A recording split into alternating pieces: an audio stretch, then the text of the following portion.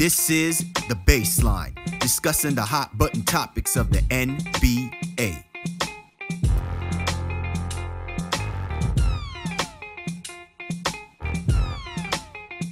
Welcome, everybody. You're tuned to The Baseline. Callie, Warren Shaw, discussing the hot button topics of the NBA. Our 2018-19 preview of the Southwest Division. Hey, they do it big in Texas. We do it big with our previews. We're not going to waste any time. Let me go ahead and roll out the red carpet to my right-hand man, 50 grand. www.shawsports.net, Big Kahuna PNC. My brother from another mother, Mr. Warren Shaw, repping out of Fort Lauderdale, Florida. Holla back at me, Mr. Shaw. You got the barbecue pit ready, man, because we about to dig in on some Texas-style basketball, brother. Yeah, we got the Texas barbecue, we got the Memphis barbecue. The only outlier here is New Orleans, and they got that great gumbo and that swag down there as well too. So, not jambalaya, jambalaya. So this is a vision of great food places for sure. But this is 6 up, 6 down. I got a great guest coming on this week's show to break down I think it's going to be a pretty competitive division. While maybe not every team is going to be above 500, I think you're going to see teams very, very much improved, especially looking at the bottom in terms of Memphis and Dallas. But I can't wait to jump in. As always, salute to all the fans and listeners of NBA Baseline. Thank you for rocking with us. Again, 6 of 6 division previews. It's been a long road. Got a lot of stuff coming your way for this regular season, but we need to get through this preview one last time, homie. Yeah, so much to look forward to, man, and it's just going to be an awesome, awesome way to end off our previews for this upcoming season. In a few moments, we got our man from the Spurs cast and Project Spurs, Paul Garcia. He's going to hop on board so we can break down this Southwest Division. So a lot of fun stuff to get into with all of these teams. Once again, we appreciate you and yours for tuning into the Baseline NBA podcast. Be sure to get at my man Shaw at Shaw Sports NBA or get at me at GameFace Lee. The show's Twitter handle at NBA Baseline, available on all the major platforms. You know where to find us, and you know where to look to in order to allow us to be your go-to resource discussing all things NBA. Once again, we always encourage our fans and listeners that they can listen to the previous shows and previews that we've put out that's getting you ready for this upcoming season. So be sure to head to our Twitter page or our Facebook page so you can get access to the links so you can download those previews and take a good listen and get yourself psyched up for this upcoming NBA season. You know how we do, and you know how we roll. Let's talk Southwest Division basketball here on The Breakdown. Time to break it down. To the bone gristle. Time now for The Breakdown. Callie, Warren Shaw of the Baseline NBA podcast, our 2018-19 preview of the Southwest Division. This is a division full of intrigue. And not just because the Houston Rockets and the San Antonio Spurs are always talked about as being the best teams coming out of this division, but it's a division that has so many swirling questions surrounding all of the teams in this division. And it's just going to be very interesting how these teams tend to play themselves out. And with us to help break down this division, man, he's been on our show before. He always does it big. He knows the Southwest Division like no other, specifically the San Antonio Spurs. If you haven't checked out his show, it's the Spurs cast. It's our man, Paul Garcia, NBA writer for Project Spurs. Paul, thank you for hopping on board with us to help break down the Southwest, brother. Thanks, guys, for the opportunity to go on the show and talk about the Spurs. All right, man. Well, the first thing that we always like to do before we start previewing, all the 5 teams that represents this division, and it's a division that really has ushered in a new way of how other teams in other respective divisions are kind of catering themselves to. You look at Daryl Morey, you look at R.C. Buford, and you look at Greg Popovich and how they have structured the organization and how they have drafted, how they have cultivated the talent and the culture and everything. The blueprint has now spread like wildfire, and you see a lot of teams pulling from this organizational system in order to envelop success for them. Give me your overall assessment of last season for this Southwest Division, the good moments and the bad moments, and what should we look forward to going into this season? Obviously the good moments there were Houston and San Antonio. They were still both 2 really good playoff teams, especially the Spurs with the injury situation they dealt with. There was a lot of intrigue with Houston when they added Chris Paul. And obviously, we would have loved to see Houston and Golden State go at it fully healthy until they lost Chris Paul there. And then, for me, more so Dallas and like Memphis and they weren't as intriguing, obviously, because they were trying to tank and go toward the lottery. But New Orleans also had a good season. I had thought they'd go down once Boogie got hurt early in the season, but then they kept it going. They got Mirotic. They had a lot of firepower, and they had a really good playoff run as well when they swept Portland. And so that's kind of on last season. This season, I'm really intrigued with is Houston. How much worse will Houston get by losing Trevor Ariza and then adding Carmelo Anthony? New Orleans as well. They've lost Boogie, they've lost Rajon Rondo. I'm really intrigued by them. And one of the teams I'm very happy to watch each night is Dallas, just because of Luka Doncic. I'm really a big fan of his game, and I'm going to be watching a lot of Mavericks games when the Spurs aren't playing. All right, well, we're going to definitely talk some Luka Doncic when we preview the Dallas Mavericks. But as we always do, when we preview all teams in the division, we start from the bottom up of what they did this previous season. So let's get right into our preview, and let's start talking about the Memphis Grizzlies, Paul. This is a team that finished 22-60. Obviously, the big conversation was the drama that took place with David Fizdale as the head coach. He gets ousted not even a quarter way into the season. JB Bickerstaff takes over the team for the rest of the way. And listen, all signs were pointing towards this was bound to happen. The Memphis Grizzlies have been walking on eggshells over the last couple of seasons. And while they threw out big money to keep Conley, to keep Marc Gasol, everybody basically saw the signs. This is a team that's waiting to fall off the scale. And I mean, they fell off big time, only with the 22 wins. What are we taking away from what this is going to be like for the Memphis Grizzlies? Could this again be a replication, or can there actually be some sunlight at the end of the tunnel as far as them moving themselves in a positive direction post the Fizdale situation? I think we're going to see more of a positive now in terms of being a playoff team. I'm not so sure yet that Memphis has the team there, unless a lot of teams up front and ahead of them there's some injuries there. They add a lot of players: Kyle Anderson from the Spurs, Garrett Temple, Jaren Jackson Jr., Omri Caspi. They have some new talent, and they didn't lose all of their players. I can see them somewhere in the low 30s, but probably definitely not as a playoff team right now as they're constructed from my perspective. Yeah, Memphis is so, I don't know. It's not a very sexy team. It's bad when Shaw can't come up with the words initially to describe this team, right? Yeah, and it's because they get Conley back, presumably healthy. You get Gasol back as well too, presumably healthy. But you're not really sure what they're doing with Chandler Parsons at all. I mean, I think that's just a lost cause. I know you're paying him a bunch of money, but let it go. But you saw some preseason stuff where he started. And that's confusing to me. Kyle Anderson, who they did bring over, Slow-Mo or whatever his nickname is, just trying to figure out what can he be? Can he now thrive in a system where he does get a chance to create a little bit more, maybe get the ball in his hand? Memphis still has neglected to address that shooting issue. Still not a lot of great shooting on this team. Some good stories on this roster with Marshawn Brooks, coming back from overseas and being on this team right now as well too. But the shooting guard situation, I think, is up for grabs a little bit. Dylan Brooks, Marshawn Brooks, and Wayne Selden, all those guys can vie for the starting shooting guard position. Just a lot of questions. And then we didn't get to Jaren Jackson Jr., who seems to be the most promising guy of the bunch, but right now slated to potentially come off the bench behind JaMychal Green. I think this Memphis team and Bickerstaff, they should probably try to usher in Jackson and give him a bevy of minutes, I think, at this point. But I feel like they're doing the whole bring him along slowly thing, which I get. But I really feel like Memphis is a team that has a lot of questions more than they do have answers to what they're going to be in the Western Conference.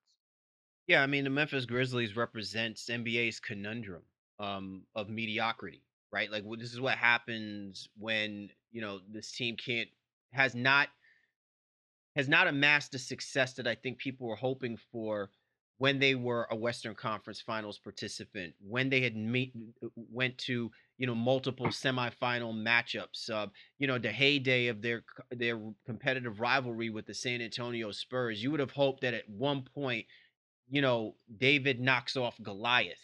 And I think that level of sustainability would have ushered in them to take more risks, to take more chances. This is a team that has kind of been threading the wire for way too long. And ultimately, when they do roll the dice, it's just completely backfired on them.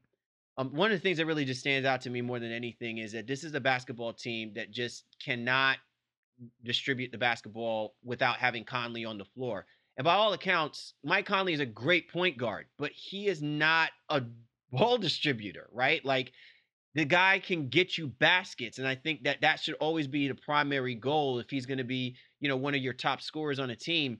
Everybody else on this team cannot get buckets on their own, with maybe the exception of Marc Gasol. But I mean, how much of that are you really relying that upon when with a 7'4" center in Marc Gasol? So it's going to be really interesting to see what Bickerstaff and these guys do to really change the overall, I guess, mindset of how they are going to score the basketball, because they are among the worst in the NBA scoring. And in this NBA, you have got to score. You've got to figure out a way to put the ball in the basket. And if they don't have it through the athleticism of whoever they draft or whoever they put on this team, it's got to be a collective effort of playing a system that's going to allow them to be able to get easy buckets, which is something that's hard to come by for this Memphis Grizzlies team.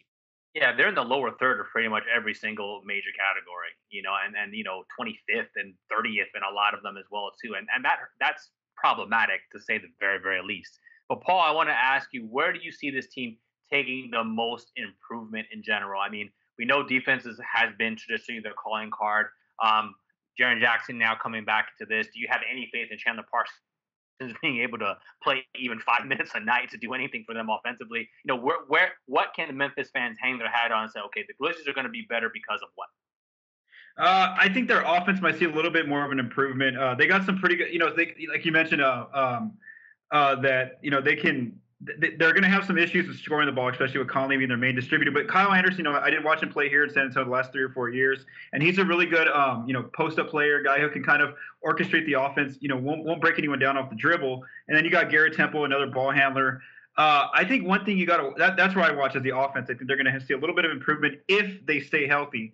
Now the counter to that is that they really got to keep an eye on Marc Gasol, because he's going into, pretty much what could be his last season in Memphis, where he has a player option next season. So they have to determine, let's say that something happens, that there's another injury to one of those two guys. Do they look at possibly putting Marc Gasol on the trade market if they know that he might opt out of his player option next summer and maybe sign elsewhere? So there's something to watch there. I don't have any faith that Chandler Parsons can play a full season and be relied on for them. But I do see a little bit of an offensive boost with the players that they added. All right, well, let's talk Westgate odds for this Memphis Grizzlies basketball team. Right now, Paul, Westgate has them at 33.5 wins. Are you taking the over or under on their win total? I'm taking the over. I'm predicting 35 for them if they're healthy. Yeah, and that seems to make sense. You just feel like Conley and Gasol being healthy, beating it over the head with a little bit here, but those guys should be able to come back and do something for them. Again, the biggest question is really what they do at the two spot. But I do love Jaren Jackson. I think he's going to find his way into that starting lineup at some point this season and really be a force. So I'm going to take the slide over on Memphis as well myself.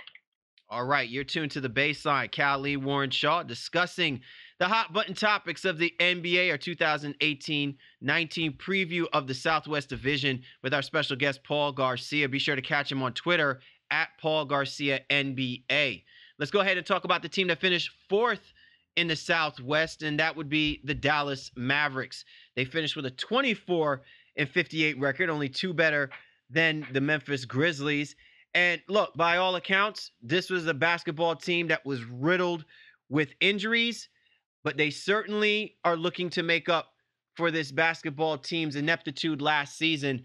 They go ahead and they draft Trae Young, but in return they get Luka Doncic, which I'm sure my man Paul is just geeked up to start talking about in a few moments. So just hold it for 1 second while I get through the rest of this roster. They pick up DeAndre Jordan. Obviously, everyone is also looking at the second year of Dennis Smith Jr. Can this be a basketball team, Paul, that surprises a lot of people to the tone where we actually could be talking about them being maybe one of the top 8 seeds in the Western Conference? Man, this is a question that I struggled with. Is I feel like they do have the talent to be right there in the West playoff picture.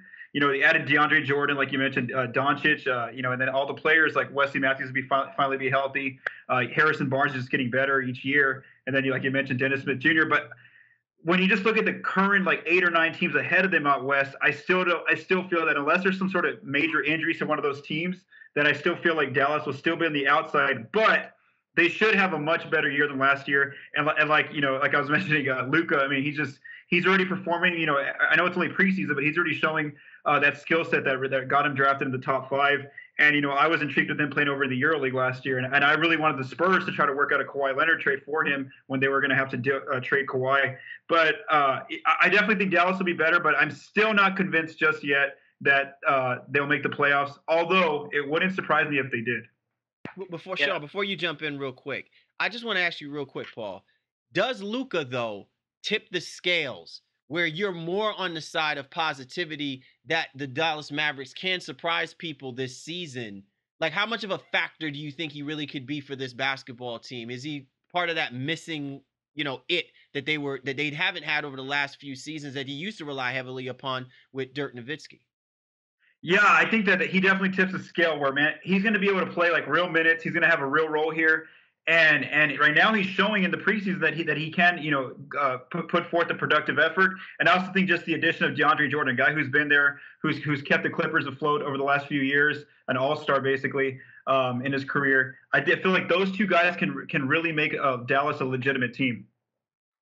So Dallas had one of the worst starting units in the league last year, in terms of their scoring from that unit. Their bench wasn't an amazing scoring unit, but they actually outscored their opponents, when they're on the floor. This year, I look at this team and say, hey, a much improved starting lineup, as you mentioned, DeAndre Jordan coming full, bringing in Luka, hopefully Wesley Matthews' injury history completely behind him, Barnes, who's been pretty good, since coming to this team, and then another year of Dennis Smith Jr. Starters look pretty solid, but that bench, I'm not about that life. I don't like it. There's nothing about this bench that screams, productivity to me. And even if you try to bring Dirk now and put him in that, yes, that's better for him at this stage of his career.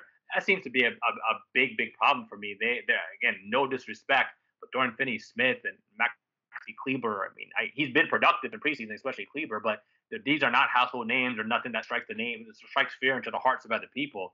So before you kind of even get into some of the startings here, Paul, where do you think this team is going to go, and how do you think they're going to fare when it comes to the bench scoring? Can Carlisle take any of his starters off the floor with the backup units that he has right now in place?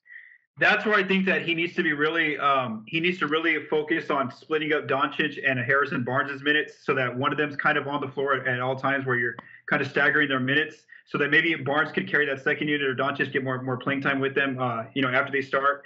And if not, like you mentioned, I really don't think Dirk can carry that offense anymore at that age.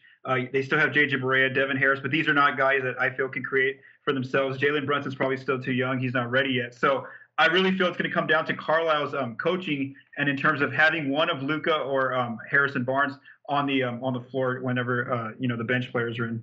Yeah, to me, the key is how many minutes is Rick Carlisle going to lean on the young guys to absorb? Because, listen, we've always seen Rick Carlisle to be a veteran-favored type of head coach. He likes to give the veterans significant playing time or playing opportunities over some of the younger guys. But now he understands there's a transition taking place. And at some point, this basketball team has got to move beyond the Nowitzki-Barrera era of basketball. If that's going to be the case, then he's going to have to start relying on some of these younger guys to step up. There was at one point they had Dwight Powell as one of their starters, and now he's relegated to like third in his position on the depth chart, basically. So that has to tell you something about how far he's fallen off. Or is it more of an indictment on Rick Carlisle's propensity to not play these guys with confidence? And I'm going to throw this back at you, Shaw.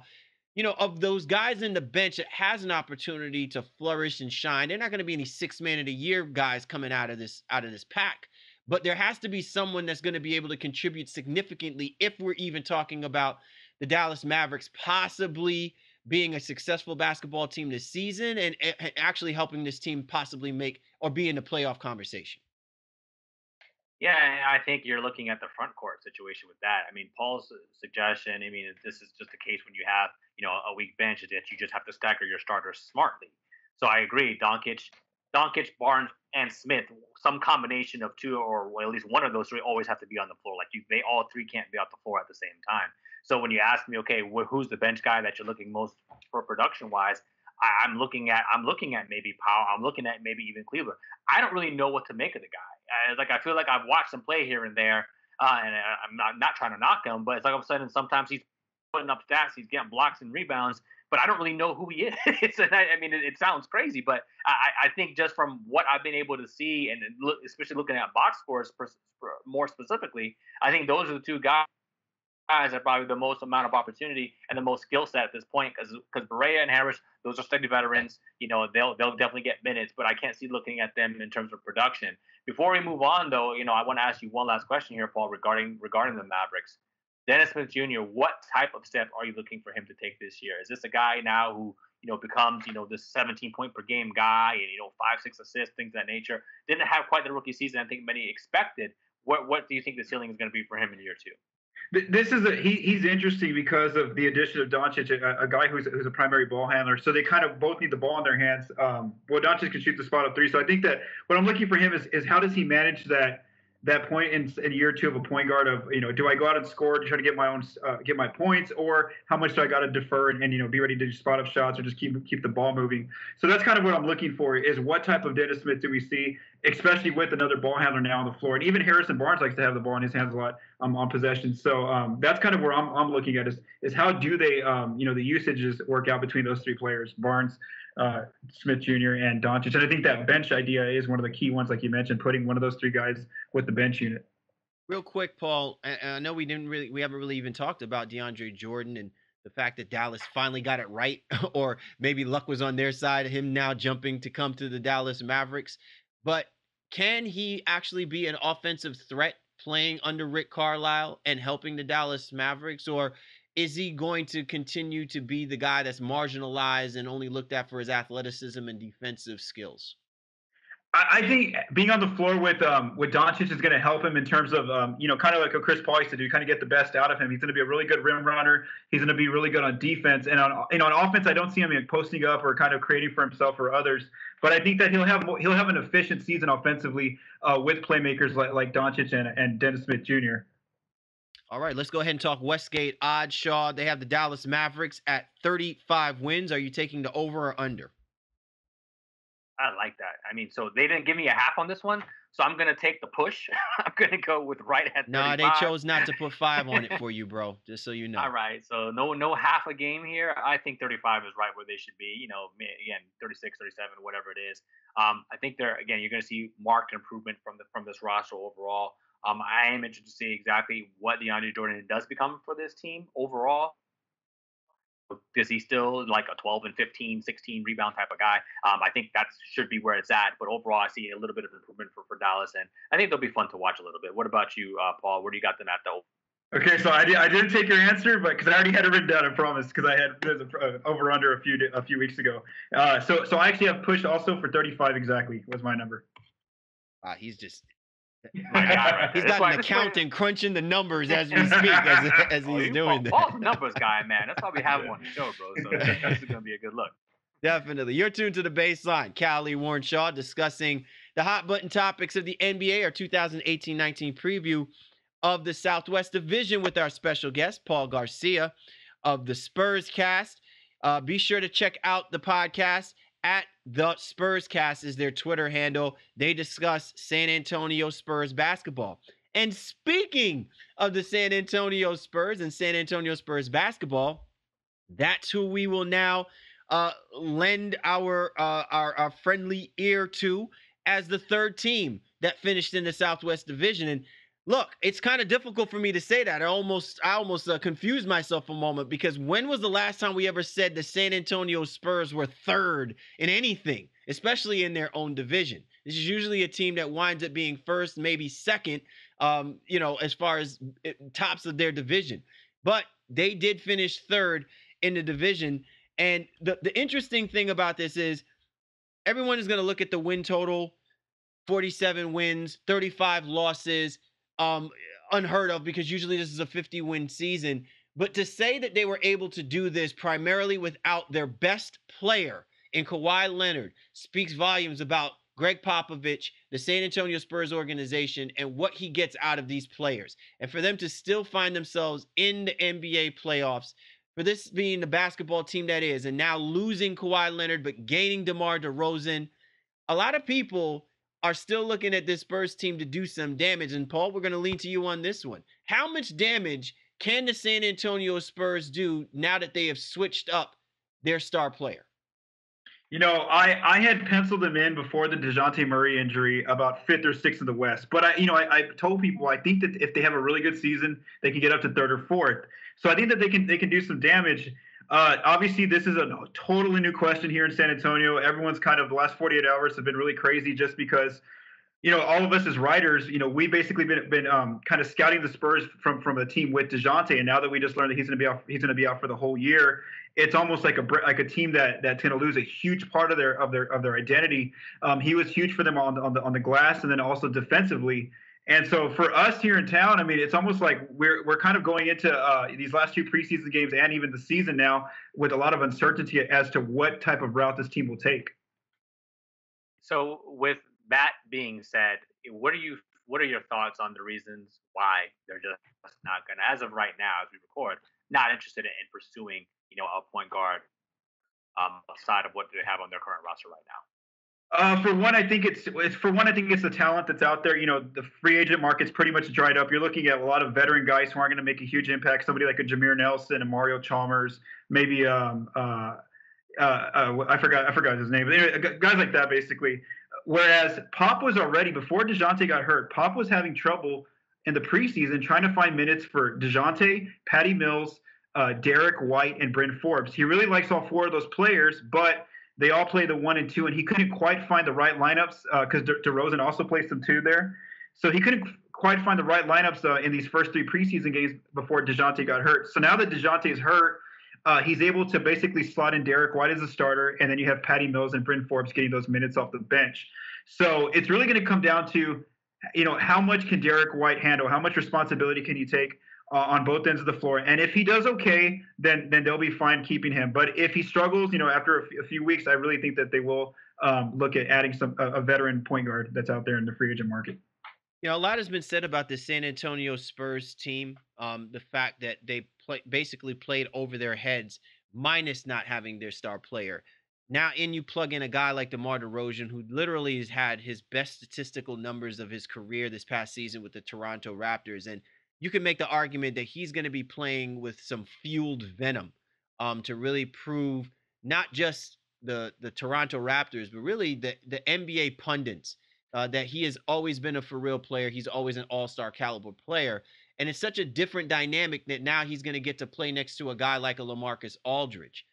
To me, the biggest thing that stands out more than anything is what Popovich gets out of the role players. Because I know that he's going to get what he can out of DeRozan, out of LaMarcus Aldridge. Who do you think really needs to step up to stabilize their loss in a DeJounte Murray? Because he's by far was supposed to be the best defensive player for this basketball team. But then who steps up for this team to fill that void, and more importantly, transitions this team to maintain that competitive level with these 2 stars next to him? I think it's Derek White, who I mentioned. He had a really good summer league. He's one of the players who's actually, since Manu retired, basically, he's one of the players who's able to kind of run a pick and roll effectively, get to the rim, create for others, and he can also hit a spot up 3. Now, again, this is preseason and that was summer league. Can he do it on the big stage throughout a full NBA season? So I really feel like Derek White's that guy who has the potential. And then in terms of being that third guy for LaMarcus and DeMar is Rudy Gay. He's had a really good preseason. He should be fully healthy now. But can they rely on Rudy Gay to give them more than 12 points as what he scored last year? Pop's kind of tinkering with having him off the bench or as a starter. So I really feel like Rudy Gay needs to be one of those guys who has 15 plus a night points to help supply the scoring with DeMar and LaMarcus. Yeah, I'm going to go ahead and double down on that. I was hoping Gay was going to be back probably a little optimistically, from last year. I think he'd really be able to contribute to the team, especially in lieu of Kawhi not being healthy to start the season anyway. And yeah, he did struggle a little bit, just roll and just getting all the way back from his injury. But he's been here in the Miami area, working out a lot in the summer. Has looked pretty good at some of the Remy workouts, things of that nature. And I'm really looking forward to Gay coming in here and even settling DeMar DeRozan a little bit too. If you've been paying attention, DeRozan has talked a lot about the fact that he remembers obviously Gay and his time in Toronto. And while Gay was vilified and, pretty much just got boot on his way out of Toronto, he and DeMar had a pretty good relationship. And now they're able to rekindle that. And that's going to help DeRozan settle things down here in San Antonio and help him to be effective, I think, in Pop's system overall. So I think Gay, just not even from a production standpoint, what he does statistically, but even the fact that he's going to be a friend to DeRozan, in a situation I think was a little bit tough for him to come into from the outset. But as we transition from that, I want to get your thoughts, Paul, on the center battle here. Pau Gasol and Jakob Poeltl, which one of those two guys is more important to what the Spurs need to do this season? I think it's Jakob, just because he's a little bit younger. Obviously, he's pretty good defensively, moving his feet, kind of knowing the scheme. Good help defender. He can be a good rim runner. Pop's kind of just basically have Pau play with the second unit, kind of orchestrating for the post, kind of getting high-low with LaMarcus. But I really feel like it's not really a traditional center anymore here in San Antonio. Pop's kind of moved on to making LaMarcus the 5 most of the time. In the preseason, LaMarcus has played a lot more 5, and even last season he played a lot of 5. So I really feel like it's going to come down to Jakob or Pau, but it's going to be a lot more LaMarcus playing at 5 and the Spurs going small against a lot of those teams like Golden State, Houston, and some of those other teams. Paul, one of the things that we haven't had an opportunity to talk about was the recent news about Lonnie Walker. As a torn meniscus, he's going to be out. And listen, we don't know, how of an important player he would now be factored in because of the Dejounte Murray injury. But I was kind of wondering, though, from a depth perspective, how much of an impact that'll be for the San Antonio Spurs, and what kind of promise did you see from him as far as cracking, the depth chart and helping out this Spurs basketball team had he been healthy? Yeah, he's interesting. He wasn't really cracking the rotation yet. Before he got hurt, Pop was only playing him in the fourth quarters of the preseason. He was really inconsistent in the summer league. And I just feel like you need him healthy because he's the one player on this roster that has a lot of upside, where he could be in that position where Pop starts him, after 2 months of the season, just kind of like how he did with Kawhi early on in his rookie year, where you just want to get him minutes at the 2 guard. It kind of looks like they have that spot kind of open right now. It's not really someone's right now. He's been taking with Patty Mills at the 2, Bryn Forbes, like I mentioned, DeRozan every now and then. So it feels like Lonnie can have a big chance of at least getting an opportunity when he gets healthy. Now, luckily for him, he's only going to be out about 2 months, 6 to 8 weeks. So he might get that chance if Bryn Forbes, Patty Mills, or Derek White start struggling at the get-go. So one of the things that we know about this Spurs team is that they struggle with the three-point shot, and now they have 2 of the best mid-range assassins in the entire league in DeMar DeRozan and LaMarcus Aldridge. Not sure which one of those guys is going to actually have the better season. I think they're probably going to be, equal kind of 1A, 1B type of situation. But which guy coming off the bench or supplemental parts is most important to the three-point shooting and maybe getting a little bit better from where they were, and again in the lower third of that category last year. We know Patty Mills is a good shooter. They added Belinelli. Pondexter coming off of injury thing as well. Don't know how many minutes he sees. Davis Bertans is on the team as well too. Who's the most important three-point threat that could be consistent for the Spurs roster to help them in that category? Right now, based on the first 3 preseason games that I've watched, it's Marco Belinelli. Pop's giving him the green light. He's way more aggressive when he comes off the bench, coming off screens, shooting threes, getting fouled for and one plays. So Pop's kind of giving him way more responsibility, especially now that Manu retired. Manu used to be that guy who they relied upon. So Marco's really taking it upon himself. He's, when he gets in the game, he's quickly taking about 4 to 5 shots in the quarter. And then, of course, those guys that are going to be relied upon to help him out, like you mentioned, Bryn Forbes, like Davis Bertans. But I really think it's Belinelli. And honestly, this is a big question, because after I've been watching these first three games, they're still continuing to take very low volume 3-pointers. They're making more, but the other day they took like 14, and the Rockets took like 54 or something. So it's just a totally different type of basketball that they're still playing. And luckily they have really good efficient shooters in DeRozan, in LaMarcus, and Rudy Gay, where they shot like 63% against Detroit the other night from mid-range. All right, fellas, let's talk Westgate odds. Paul, they have the San Antonio Spurs at 43.5. See, they put 5 on the Spurs for you, Shaw. Paul, what are we talking here? Over or under on the 43.5? I'm going to say over. I'm going to say 44. With DeJounte, I had him at 48, but I think he's a huge loss. So I'm going to say 44 over. Yeah, and I'm going to take that as well too. Going the over here a little bit. I think Westgate disrespected this division a little bit. So I think the Spurs are probably in that 45, win total, even with DeJounte Murray being out of the lineup. All right, you're tuned to The Baseline. Cal Lee, Warren Shaw, discussing the hot button topics of the NBA, our 2018-19 preview of the Southwest Division with our special guest, Paul Garcia of the Spurs Cast. You could also check out his articles at Project Spurs. So as we continue to move forward, we got two more teams to break down. Ironically, the team that finished second in this division, and look, by all accounts, the top three, at least from the second and third place, it was very competitive going all the way up until the end of the season. The New Orleans Pelicans eked themselves into the NBA playoff picture, finished second in the division. This is a team that finished with a 48-34 record. And look, to some people, they think, hey, these guys were overachievers. But then again, when you've got an MVP caliber player like Anthony Davis, it's safe to say that they should always be competitive. But who knew that they would be able to do it not having their second best player in Boogie Cousins?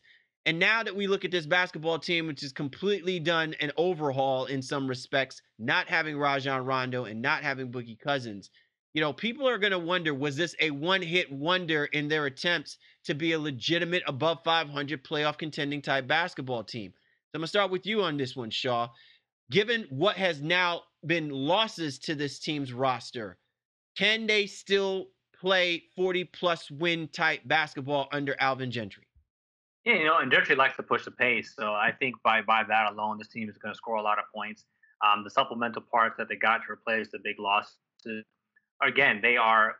I think I heard a comment the other day, in terms of like when you lose a star, can you get replacements that give you 75 to 80% of what that star gave you? And I think in some ways, maybe they've gotten that.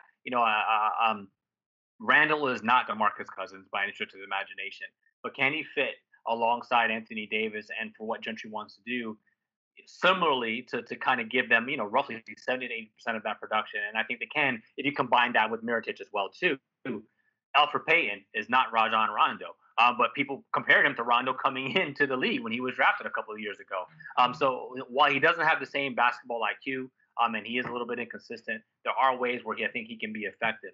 And those two guys, I think, are going to be key to what New Orleans tries to do the entire year. Also having Mirotic in that lineup for the entire season as well. Some crazy things coming out of camp where they talk about maybe playing Mirotic, Randall, and Davis at the same time.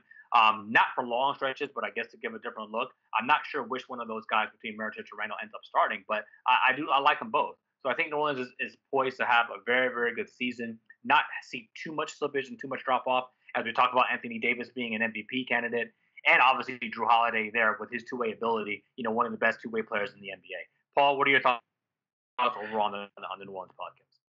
I think, like you guys mentioned, I think the loss of Boogie isn't that bad when you consider they filled it with Julius Randle to make up some of that scoring and playmaking. I think the one huge person they're going to miss is Rondo. I really feel like anytime I watched those Spurs Pelicans games last year, Rondo always had a huge impact in the game on both ends of the floor. He got the ball to the New Orleans players in the right places. He got it to Davis so he can operate, from the top of the key or down the post. So I really feel like they're going to miss Rondo a lot, and they're not going to be able to replace that at the guard position.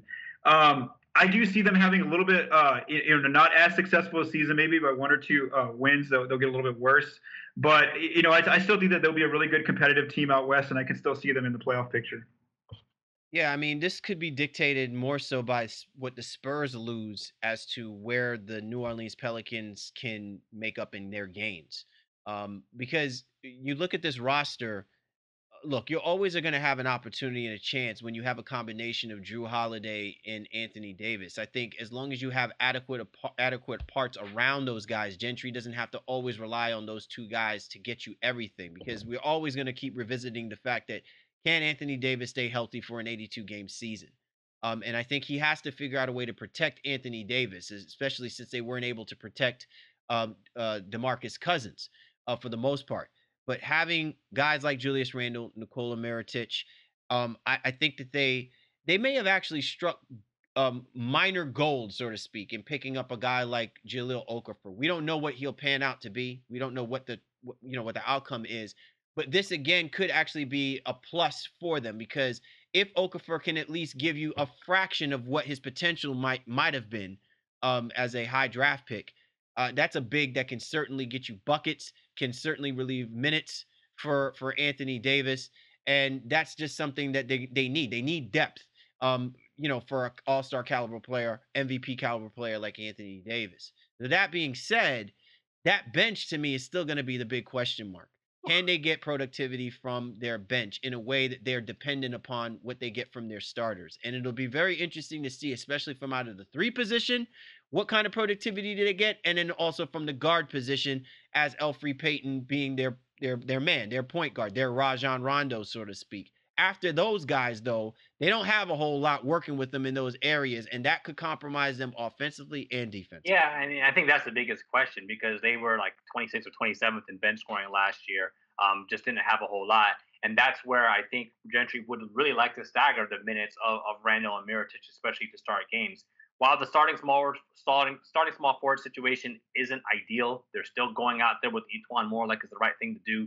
Have Darius Miller and Solomon Hill on their roster as well. I think Mirotic and Randall will both be able to come off the bench in some capacity and help them from that. And again, Okafor is a big unknown because you don't know what his role is. He's moved up the depth charts on some sites where he's like second, where he was fourth at some point, behind Ajenka and Sheik Diallo. I don't know what Gentry wants to do, but Okafor can definitely score the basketball. So you combine that, you're looking at them to be able to score down low, so to speak. Do they have enough shooting? I think that's where a guy like Ian Clark comes into play. Frank Jackson, who's looked pretty good when he's been healthy, at the point guard situation, what can he do? And even a guy like a two-way guy like Trevon Blewett, does he get minutes on this roster, especially in spot minutes to try to help them, especially from the outside and shoot the basketball?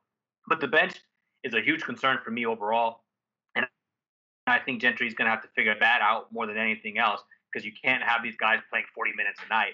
Paul, Westgate Odds, before we get to that, where do you think who's the guy on this team that can stand out from the bench unit? I wasn't too familiar of exactly how he's going to play the 3 big guys, Davis, Mirotic, and Randall. And from just the initial signing in the summer, I really felt that Randall would be that guy who's going to have to be kind of like that 6th man who kind of the bench unit works around. Because that kind of gives him the ability to do the playmaking where he gets to have the ball in his hands and create from the post, from up top. So I really feel like if as long as Gentry gives that to Randall, a lot of those minutes with the bench, I really feel like they're going to be okay. That's like kind of the opposite problem that Dallas was having is that they didn't have anyone, whereas these guys, the Pelicans, they do have Randall to rely on. So I think they'll be okay if they can make Randall that primary ball handler. All right. Well, Shaw said it best too. Let's drop those Westgate odds. And when we're talking about the New Orleans Pelicans, Shaw, they putting 5 on you, 45.5 on the New Orleans Pelicans. You taking the over or under? I'm going to take my half and give them 46. So I'm going to take the over. Just continuing the positive vibes that we got going on here in the Southwest Division. I still think it's a very good basketball team. Anthony Davis is just an absolute monster. And whether or not you think because he changed agents and is now with Rich Paul because his last season, I think even if it is, it's going to be a doozy as long as he can stay on the floor. And as long as guys like Mirotic and Randall do what they're capable of doing, stretching the floor, and in Mirotic's case and Randall kind of being a jack of all trades, his playmaking is really underrated. I think that was a great point by Paul here a second ago. I think this is a very, very dangerous Pelicans team that can be right up there in the Southwest. How about you, Paul?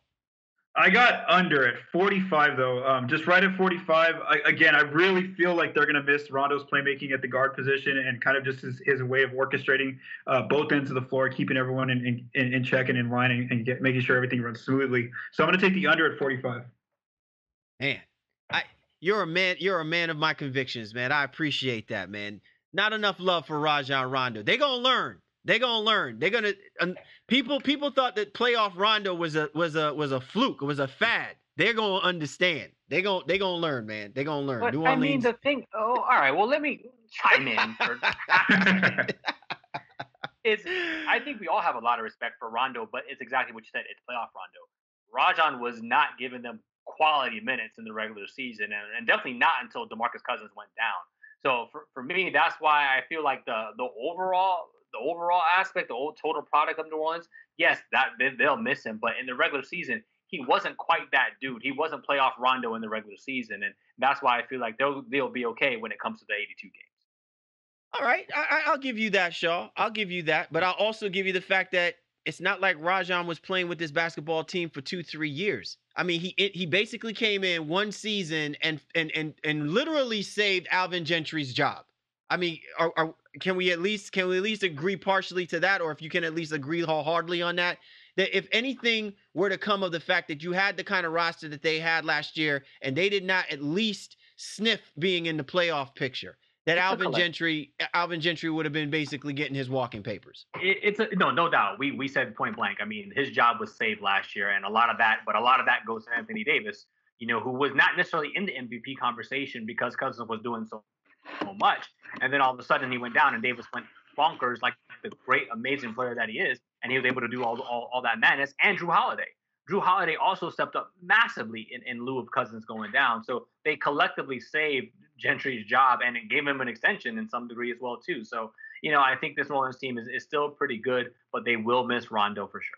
But I'll lean on what Paul was saying as well before, that Rondo did such a good job of getting the ball to these guys where they thrive the most, which was something that they were sorely lacking under Gentry's system when they were trying to flip Holiday playing both the point guard, the point shooting guard position. It just wasn't working out. Now that you had him playing as the natural two, and a lot of that was ball distribution from Rondo, then I think it really eased up a lot of that burden. And again, to me, that's probably going to be the key factor about whether or not Gentry can replicate getting that out of Elfrid Payton to get Davis and Holiday in the best position possible to maximize their tandem in scoring the basketball for the Pelicans. But I digress. Let us move forward in our coverage of the 2018-19 preview of the Southwest Division with our special guest, Paul Garcia, who was quietly sitting in the background watching Shaw and I go at each other's throats about this. This now gives us an opportunity for us to talk about the team that finished first in the division. And listen, need we say no more? It was the Houston Rockets, right? Like everybody didn't see one coming, right? The Houston Rockets, 65 wins, right? Like, the best of the best, basically. Franchise record in win totals. James Harden, all-worldly, MVP, 17 losses. But now, everybody is wondering, because this team doesn't have Trevor Ariza, can they replicate the same kind of dominance that they showed last season and why we were saying they were the only team that could probably knock off the Golden State Warriors? Paul, when you look at some of the key losses, the depth-wise, and we're not even talking about the whole idea of them, well, okay, because they went and they got Carmelo Anthony, that he's going to just suddenly make things all better for the Houston Rockets. Where this team thrived on is they improved themselves defensively immensely because they don't have some of their key defensive guys, Mbah Moute and Ariza. Do they take a step back in our confidence in thinking that they can do what they did this past season? Yeah, I really think that they are going to take a little bit of a step back, and a lot of that's going to come down to, how ready is James Ennis? Right now he's one of their starters along with PJ Tucker and Clint Capella. Those are three good defenders, but how much can they rely on James Ennis? I really feel like they are going to lose a lot of depth with the Ariza gone and Mbah Moute. And then, you add in Carmelo in those minutes off the bench, and I really feel like he's a minus defender, so he's going to kind of hurt their defense. So, according to Cleaning the Glass last year, they were 6th defensively. I could see them slipping to like 11th or 12th. That's rough. So you almost had radio silence from Shaw on that one, Paul. Well, and I think a lot has been made about Houston's, what they did in the offseason or what they didn't do in some cases, and now do they have, subtraction by addition, by adding Carmelo into their lineup, and which can negatively impact their defense. Still some questions about whether or not Isn't that always the case with Carmelo, though? Yeah. I mean, how much do you lose by getting him? Like, seriously, we got to really start looking at this. When it's all said and done and he walks away from the game, we may actually have to have like an anthropology type thing about Carmelo Anthony. Like, how many teams actually lost in gaining Carmelo Anthony? I mean, we know OKC did for sure. So, but I think the arrow just is the narrative on Melo is just so far down right now that I can't see anything but positivity when I look at him going into this team. Like, everyone's like, oh, he's going to be an albatross. It's going to suck and it's not going to work. I mean, but there's some people who said the same thing about Chris Paul joining that lineup. Now, again, he's not the same caliber player. It's not the same type of addition. And I understand all that. but I'm just not as down on Melo as other people are when it comes to his addition to this team and this roster. I just feel Paul and Harden are elite, super elite players, more so than Westbrook and Paul George in terms of their ability to get guys in the right spots and get Melo an ability to be effective in this lineup. Now again, whether he starts or he doesn't start, we don't know. I don't love the idea of starting Eric Gordon at the 3, which I think they toyed with. I think something that a lineup with James Ennis as their starting small forward to fill that Ariza type role makes the most sense. But we'll see if that's what they end up doing. Either way, we know they have enough offensive firepower on this team. Got Brandon Knight. God knows when he'll be back. MCW's look pretty good in the preseason, so I think they'll have some nice depth behind Chris Paul, who also struggles with injury as well. And then the addition of Marquise Chris behind Clint Capella. I think those are some nice pieces that they have, and that can help them somewhat defensively as well. And one more point, I think offensively, the young guy Hartenstein, he's looked pretty good, and I think he's going to carve out a role for this team at some point as well. But what is the biggest weakness outside the defense you see for this team, Paul? Where's something else that you want to see them improve upon? Let's see. Yeah, I mean, it's honestly just defense. I think that, I just watched them recently. They were here on Sunday in San Antonio playing the Spurs, and their offense is there. I mean, they're taking, like I mentioned, 54 threes in a game. They're going to be fine, with the addition of Melo. And the offense, they still got Eric Gordon, like you mentioned. They didn't really use Ryan Anderson last year, so they didn't really lose much of his role. So I feel like offensively they're going to be fine. I think it's still going to come down to the defensive concerns for me. Well, look, to me, I think it's just going to be about the transition of this basketball team and what Mike D'Antoni does to really get these guys to make the necessary adjustments in and out of certain games. It's interesting because I'm not saying we're putting this all on Carmelo Anthony. We joke around this and things of that nature. And to your point, Shaw, a lot of people have the lowest level of expectations for Carmelo. But the one thing that I want to throw out here that I think might be important is the fact that Carmelo Anthony has always been used to being the type of player where teams build around what he does. And I really think that this is now a transition period for Carmelo in recognizing the window of opportunity closing for him. And he has to find a way to let his game be an attribute to what this basketball team needs in order to win games. This is not so much the fact that we're saying, he's got to step up and, become this defensive presence, or, he's got to step up and shoot the 3. But he has to figure out a way to make the adjustments for himself that doesn't force Mike D'Antoni to continue to try and placate and situate and really change the narrative and the outcome of what the Houston Rockets have done to become this successful juggernaut that they have. They already did this at the expense of saying we roll the dice and getting Chris Paul. That's work. I don't know if you can try and do that a third time around with someone like a Carmelo Anthony, unless Carmelo Anthony is truly willing to do that. And it's not about saying I got to sit on the bench or anything like that. I'm just saying in critical moments, Carmelo needs to know his place on where he can help this basketball team. Because if nothing else, he is a body on this team, and this team has to continue to show depth if they're going to stay with the Golden State Warriors. Any semblance of them showing that they have no depth, no contributions, you're going to see a replication of what this team showed you the last 2 games in the Western Conference Finals, where they try to rely on their role players, and all they did was hit Brick City all night long. And really, that is what you don't want if you're the Houston Rockets. You want this team to be collectively contributing like the Golden State Warriors do when they look at their depth of their lineup. So that's something that I want to see, if whether or not this team is capable of doing that they got last year for the most part. It just failed them in 2 critical games in the playoffs. If they can get that again through the course of this year, they will be as much a definite threat for the Western Conference as they were last year. Yeah, and I don't disagree in any shape or form. One thing that I do want to point out is this team did struggle when it came to bench scoring last year, and that's why I think the conversations about Melo coming off and playing that role is huge. Gordon didn't have quite the year he did from the season previous to that, and I think both those guys can really give them a shot in the arm if they are kind of leading that bench unit. And they struggled in points in the paint. For the most part, it's Capella and the lob threat that they get their points on, because everything else they do is they're pretty much just shooting threes. If Melo can even adjust a little bit and go down there and play some bully ball, he can even get them up a lead. Maybe again, they were lower third again, but can they get some improvement, some marked improvement, and slide up maybe 3 or 4 slots in terms of getting points in the paint? I think those are all things Melo is going to be capable of doing if D'Antoni and can kind of get into his head and get things right for him. Final one before we move to the Westgate Odds, though, Paul.